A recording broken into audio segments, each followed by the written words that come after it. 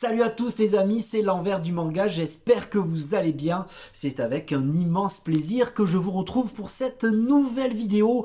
Une nouvelle vidéo où je ferai le point sur mes lectures de ces derniers mois. Donc je vais évidemment pas vous parler de tout ce que j'ai lu durant cet été. Mais en tout cas j'ai fait une petite sélection des mangas qui m'ont le plus ébloui, le plus emballé. Donc, il y a pas mal de choses, il y a une quinzaine, vingtaine de mangas. En fin de vidéo, il y aura un petit unboxing, une petite surprise d'une nouvelle maison d'édition. N'hésitez pas à vous abonner, à commenter, à activer la cloche, à liker. Ça fait toujours plaisir, j'adore vous lire dans les commentaires. Et puis, les liens des réseaux sociaux sont dans la description. De suite, c'est parti, générique. Si j'arrive à le... C'est parti.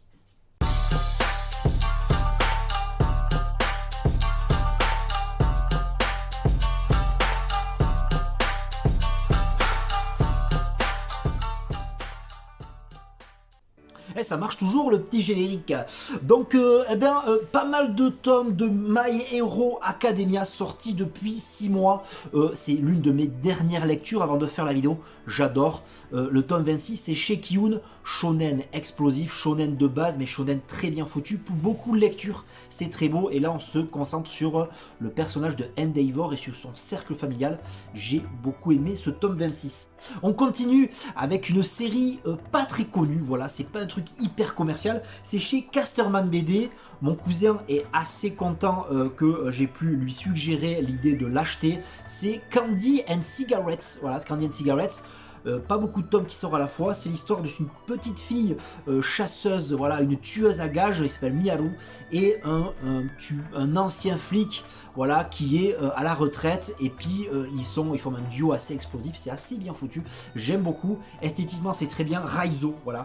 Raizo, cherchez le nom de ce flic. Et alors, vous voyez là, voilà, sans trop spoiler, Candy and Cigarettes, c'est très très bien. Et septembre, c'était l'occasion de revoir le retour de Urasawa chez Kana. Kana qui mise beaucoup sur cet auteur, ce maître du manga, ce roi du manga, et notamment avec une vieille série Yawara, vieille par le temps, mais pas vieille par ses traditions, par le message véhiculé. J'aime beaucoup Yawara, ou l'histoire d'une jeune fille très forte. Alors c'est vrai que l'époque était beaucoup au shonen, aux personnages, aux garçons très très forts. Là, il a choisi un personnage féminin qui fait du judo et qui essaye de s'émanciper de son grand-père qui veut absolument en faire une star. Ça rappelle un peu Happy, il me tarde de voir la suite. La suite arrive très très vite. On enchaîne aussi avec Hachoum. Hachoum, et oui, c'est un recueil, une anthologie d'histoires courtes du génie Urasawa. Alors plusieurs thèmes abordés, le rock notamment, et puis plusieurs types de mangas qu'il n'avait jamais fait, comme le cartoon aussi, et puis le kaiju aussi. C'était très bien foutu, j'ai beaucoup aimé ce one-shot, les deux mangas que Kana a gentiment choisi de m'envoyer. Alors je vous avoue que je ne suis pas très fan d'horreur, mais c'est pas grave, voilà, il faut tenter des choses. Et j'ai beaucoup aimé Shinotori, voilà, de Kaze, un seinen d'horreur avec un personnage repris de justice. Il est enfermé, non, d'abord il est enfermé, on va dire qu'il est enfermé dans un avion. Et puis là, il subit une attaque terroriste. Puis les terroristes enlèvent une fille, cette fille, lui, il veut la sauver, des monstres attaquent, l'avion, bon, ça ne s'arrête jamais. C'est un peu une petite allusion aux oiseaux de Hitchcock. Hitchcock, je suis à fond en ce moment. Mais en tout cas, Shinotori, c'est l'invasion d'hommes, de créatures mi-humaines, mi-oiseaux, un petit peu barjots. Ça va à 100 à l'heure, c'est prévu en 3 tomes. Je vous conseille vivement, ça fait flipper sa race. Voilà les amis, j'espère que ça vous plaît. Moi ça me rend fou cette vidéo, j'ai envie de faire une vidéo, c'est génial.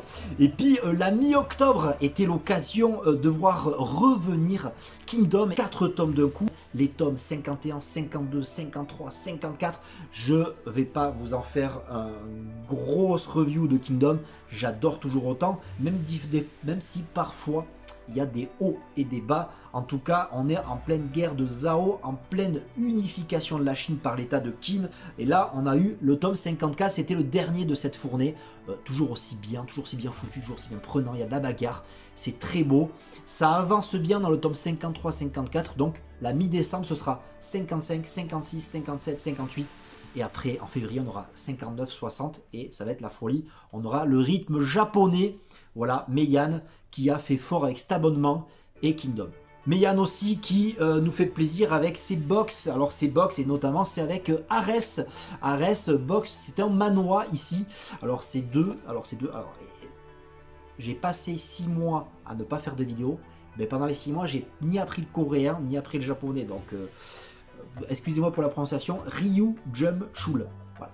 Alors Ryu Jum Chul. Voilà, donc c'est Ryu Jump Chul, et bien c'est Ares, c'est un manoir, une bande dessinée coréenne. Alors si vous avez arrêté de fumer, faut pas lire Ares comme moi, j'ai toujours envie de fumer quand je lis Ares. Et puis si c'est de la bagarre, alors esthétiquement j'étais pas extrêmement fan, mais ça c'est dans un monde de fantasy, un monde un peu sombre où différents pays se font la guerre. Et nos héros qui sont très jeunes, très talentueux au sabre, font partie de l'ordre du temple, donc une espèce de mercenaires un peu à part qui se font embaucher par leur pays d'où ils sont originaires. Et puis là ça part en cacahuète, ils se font attaquer de partout, ils attaquent une île, donc ça part en, voilà, ça part en bagarre totale. C'est très très bien, c'est la box qui contient 10 tomes. Alors je vais peut-être une petite review sur la box. Je vais pas promettre des vidéos parce que je tiens jamais ma promesse. Allez, on est parti. Ensuite, on enchaîne encore avec Kana qui a choisi, comme les Slam Dunk, de rééditer. Alors là, comme vous voyez, je suis en pleine lecture de ce tome 5 de Shaman King en Star Edition. J'ai pas mal oublié. En Star Edition, mais les Slam Dunk vont arriver très très vite. Et Shaman King, il y a eu le tome 4 et 5 le 27 novembre. Donc je vous invite vivement à lire cette série shonen, un classique mais qui fait toujours mouche, je ne l'ai jamais lu. Voilà, pour moi, les premiers volumes étaient très classiques, mais j'adore cette ambiance. Fin des années 90, le Shaman Fight va commencer, Yo et Ren commencent à se battre dans ce tome 4. Je ne vous raconte pas pour pas trop spoiler, mais une très belle édition pour un très beau manga, un très gros classique comme je dis. Les personnages sont toujours succulents. Et puis il y a Ryu, j'adore ce personnage avec la grosse banane, avec son sabre, excellentissime. Je continue avec un de mes mangas préférés de cette année. Alors ça a commencé déjà l'année dernière, mais c'est chez Casterman. Là aussi, Casterman qui fait du bon boulot niveau manga. Là, on est dans la collection Saka et je veux parler de Sengo. Alors 7 tomes, c'est déjà fini, une série qui est terminée en 7 tomes. Il y a le 4e tome qui vient de sortir qui s'appelle Souvenir, qui va nous parler du passé de notre personnage principal, taciturne, alcoolique. Comment il en est arrivé là par rapport à sa famille, à son frère, son père, son mariage, le mariage de son frère qui est raté. Je ne vais pas en dire plus. Une très belle série sur un Japon d'après-guerre qui a beaucoup souffert, un de mes coups de cœur. Et maintenant on passe à l'éditeur Pika et surtout à Renaud Lemaire avec Dreamland, le tome 4 que je viens de finir. Ici pas d'achat, pas d'envoi service presse, mais plutôt un prêt de la part d'un copain. Alors je viens de finir le tome 4. Après 2 premiers tomes pas hyper emballants, voilà, j'ai continué l'aventure avec le tome 4 que j'ai trouvé très très bien. Donc je vais enchaîner avec le tome 5 et puis j'irai chez voir le copain pour emprunter les autres. En tout cas c'est très très bien, manga français, ça parle de rêve, ça parle de monde fantastique, j'aime beaucoup pour l'instant. Je voulais continuer avec l'éditeur Le Lézard Noir que j'apprécie beaucoup et notamment avec un de mes coups de cœur de cette année mais aussi depuis de nombreuses années. Je voulais parler de La Cantine de Minuit, l'histoire par chapitre, par plat cuisinier de cette fameuse gargote qui réunit des gens de tous les horizons, donc autour de plats de saison. Selon les saisons, le chef, le patron, vous propose des plats adaptés à chaque saison et c'est génial. Voilà, les gens se rencontrent, ça va être des gens de la nuit, des salarymen, des prostituées, des actrices porno, des écrivains, des guitaristes, voilà, tout un panel de gens qui vont se retrouver autour de plats. J'adore cette série, c'est de Yaro Abe, j'adore, c'est excellent, à lire absolument. Il y a une série sur Netflix que je vous invite vivement à aller voir. Ensuite, c'était Tokyo Tarareba Girl. Donc Tokyo Tarareba Girl.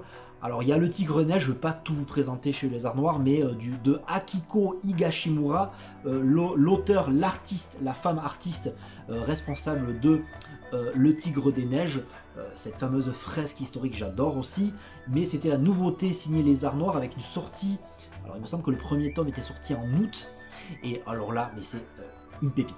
Une pépite, c'est tellement drôle. C'est le parcours de 3 copines trentenaires qui se rendent compte qu'elles ont raté leur vie et et puis elles sont dans le caca, quoi. Elles picolent, elles font que des sorties et elles se rendent compte que au Japon, quand tu as plus de 30 ans, c'est compliqué de trouver un homme. Donc elles sont en retard. Elles essayent de rattraper le retard, mais ça part en couille totale, c'est le cas de le dire. Un tome 2 que je viens juste de finir il y a quelques jours. J'adore, je suis totalement fan de l'humour. Et puis je ne l'ai pas sorti, je l'ai oublié, bon c'est pas grave. Mais il y a eu aussi Trait pour Trait, là édité par Akata et non par le Lézard Noir, de la même auteur. Et c'est biographique, voilà, autobiographique. On rencontrera une Akiko Higashimura toute jeune.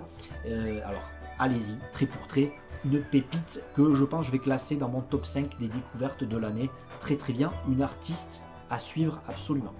Donc comme vous avez pu le constater derrière, c'était la sortie, là ici, là, la petite PLV, la petite pancarte.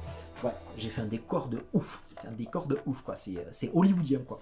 Donc il y avait la sortie de Gamma Draconis, oui, Gamma Draconis, alors que je n'ai pas encore lu.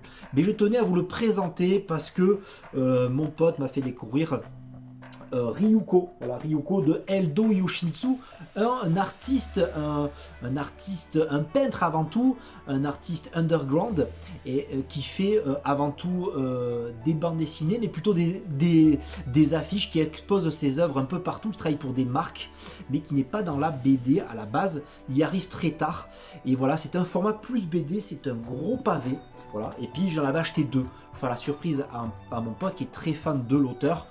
À cause du confinement, on n'a pas pu aller le rencontrer à Bordeaux. Voilà, ça nous a fait un peu chier, bon, c'est pas grave. Et c'est Eldo Yoshimitsu et Benoît Simat, c'est au Lézard Noir. Je ne l'ai pas encore lu.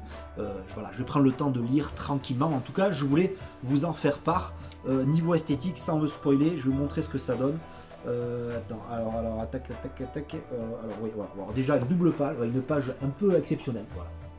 Voilà ce que ça donne. Coucou, c'est moi. Voilà ce que ça donne. Voilà, donc un très joli objet. On enchaîne avec un éditeur aussi qui tente de faire sa place dans ce monde brut du manga. Et je voulais parler de l'éditeur Naban Édition, qui est responsable d'avoir fait revenir Old Boy en réédition en France avec une campagne Ulule qui a très bien marché. En tout cas, ils ont une série en cours qui comptera 5 tomes. Demande à Modigliani. Voilà, je voulais vous parler de Demande à Modigliani. C'est un manga de Ikue Aizawa. C'est un manga qui est plein de bonnes vibrations. C'est 3 jeunes hommes qui sont dans l'art, mais avec des spécificités différentes. L'un va faire le verre, l'autre va faire les portraits, l'autre les tableaux. Et c'est Demande à Modigliani. Le tome 3, c'est une série sur 3 jeunes gens qui se cherchent dans la vie et qui vont se parfaire, qui vont essayer de trouver leur voie à travers l'art. Et c'est très poétique, c'est très très beau, de bonnes vibes, comme diraient les Anglais. J'aime beaucoup parcourir ce manga plein de bonnes vibrations, plein d'amour. Voilà, je vous souhaite de le trouver, Naban Édition, qui fait du bon boulot au niveau de l'édition. Voilà, je vais vous montrer une petite page, c'est très très beau. Voilà. J'aime beaucoup, en tout cas, foncez si vous voulez découvrir Demande à Modigliani. Je vous invite vivement à le faire. Et j'enchaîne avec la lecture. Alors à ce moment, c'est la lecture de ouf. Alors avec le confinement, avec tout ce qui s'est passé, il y a eu quelques retards au niveau de parution du Petit Chef, le financement participatif, auquel j'ai participé depuis le début de chez Black Box, depuis que j'ai connu Black Box. Et donc c'est le Petit Chef, Mister Hachiko. Donc là on voit le marque-page Lézard Noir, mais c'est pas grave, on mélange la passion. Et là j'en suis au tome 9. Alors il y a 10 tomes en tout de près de 400 pages, c'est un truc de fou, il y a presque 3800 pages à lire. Donc c'était depuis un an, et là j'avoue qu'il y a eu un petit report, et puis j'ai reçu les 5 tomes au mois d'octobre. Je pensais recevoir septembre, octobre, juillet et septembre, pardon. J'ai tout reçu en octobre, c'est un truc de fou. Voilà, j'avais presque 1500 pages à lire. J'enchaîne petit à petit. Ça vient du Petit Chef, du Club Dorothée, ça sent bon les années 90, c'est génial. J'adore Mister Hachiko, c'est revoir ce petit Yoshi parcourir le monde, le Japon surtout, et faire des duels, découvrir la passion de la cuisine. J'adore, c'est ouf. J'ai reçu il n'y a pas longtemps là aussi chez Black Box, c'était Attack You. Alors, Attacker You, oh putain, oh putain, oh putain, c'est jamais Serge en manga. Alors il n'y en a pas beaucoup qui l'auront, parce que chez Black Box c'est des financements participatifs et c'est la folie. Alors financement participatif c'est quoi? L'éditeur réclame l'argent, récolte l'argent, vous y participez, il va dire qu'il va éditer 500 exemplaires, c'était le cas pour Jeanne et Serge, et il lance la production, comme ça il est sûr de rentrer dans ses sous. Vous avez le nom dans les mangas, c'est un exemplaire un peu limité, et après si ça a bien marché, il lance une production pour lâcher sur son site à l'unité. Donc j'ai reçu le tome 1 et 2, je vous montre le tome 1 ici, je ne l'ai pas encore lu, je viens de le recevoir il n'y a pas longtemps. Quand je vais le lire, je vais tout fou. Jeanne et Serge, c'est Jeanne et Serge, un match de volleyball. Coupé. Et comme vous avez pu le voir là, c'est le Fukatsu Magazine. Le Fukatsu Magazine, c'est un magazine de prépublication à la française, alors qui prône le manga français, qui édite du manga français. Et donc c'est deux jeunes gens. C'est des jeunes gens qui ont décidé de lancer cette opération via une campagne Ulule, via un site. Alors je vous mettrai le lien, vous allez voir Fukatsu Magazine qui est écrit là. Alors c'est comme à la mode japonaise, c'est des mangas qui sont édités par chapitre. Donc j'ai commencé à le lire, je l'ai presque fini. Et les responsables du magazine m'ont gentiment envoyé plusieurs exemplaires que je ferai gagner lors d'un concours. Je pense que je le ferai sur Instagram pour fêter peut-être le cap des 2000 abonnés. En tout cas, allez voir sur Instagram, très prochainement, je ferai gagner ce joli magazine qui est en papier glacé, une belle couverture qui est d'une valeur de 8,50 € quand même. Donc il y a pas mal de lectures, il y a plus de 200 pages. Donc foncez sur Instagram et je vous raconterai tout ça. Allez voir. Alors il y a plusieurs séries, il y a plusieurs français. Il y a Tip You, il y a Zero Project. Il y a plusieurs, il y a mon ami Otaculture.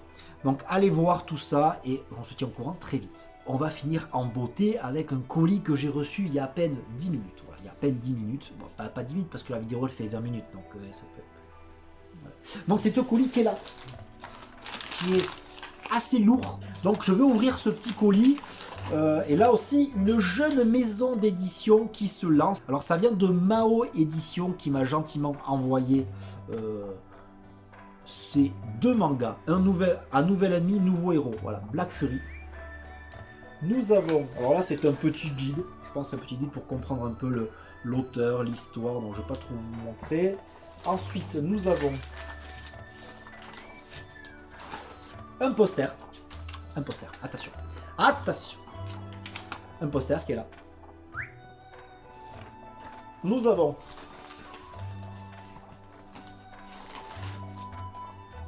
oh, pas mal, je savais pas ça. Un carnet de notes, voilà, un petit carnet de notes. À l'effigie de Black Fury, j'imagine, c'est le super-héros. Voilà, donc je vais noter, je pense, toutes mes pensées, toutes mes... Et nous avons les deux tomes. Alors, c'est du direct, donc je vais peut-être couper. Parce que si je suis un blanc et que je mets 10 ans à ouvrir, voilà, ça va être chiant. Alors, nous avons les deux tomes de Black Fury Adventures. Alors là,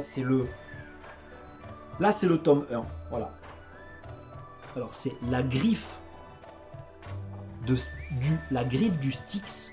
La griffe du Styx. Kachu Marichu. Bon, je regarde un peu comment ça se passe. C'est lecture occidentale.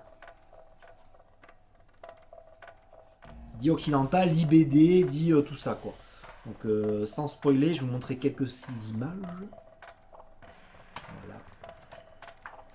Voilà. Donc je vais lire tout ça. Je sais pas du tout de quoi il en retourne. J'aime pas me faire spoiler, donc je me renseigne pas. Et nous avons la révolte de Sky. La révolte de Sky. Donc il y a d'abord le tome 1 de Black Fury qui s'appelle La griffe du Styx. Ils ont le tome 2, La révolte de Sky. Alors je sais pas si on dit Sky ou Ski, dans quelle langue. En tout cas voilà. Alors déjà les dessins, je suis particulièrement fan, j'aime beaucoup. Et ma audition qui sera présent aussi en janvier avec une nouvelle sortie qui s'appelle 9 Lives Man, je crois. Si j'ai bien appris, si j'ai bien bûché mes notes. Voilà. Ok, ben voilà. Pas mal. Belle édition. Et il me semble qu'il y a quelque chose qui traîne encore. Et je termine avec le petit stylo à l'effigie de Black Fury. Voilà, Black Fury. Petit stylo. Très sympa, tranquille. Voilà. Et voilà, c'est terminé pour cette vidéo. J'espère que vous allez bien tous. J'espère que vous allez bien. Moi, ça va très très bien. J'espère que cette vidéo vous fera plaisir. N'hésitez pas à commenter, à liker, à vous abonner, à activer la cloche. En tout cas, les commentaires, je les lirai toujours avec beaucoup d'attention. Les likes, ça fait toujours plaisir. Alors, cette vidéo sera un peu longue, mais c'est pas grave. On s'en fout. Maintenant, je m'en fous. Voilà, plus c'est long, plus c'est bon. Attends, je retirerai ça du montage. N'hésitez pas, les liens des réseaux sociaux seront dans la description. On se retrouve pour, j'espère, d'autres vidéos, d'autres aventures, d'autres voyages dans l'hyperespace et d'autres aventures mangaesques. Je viens d'inventer ce mot. Ciao.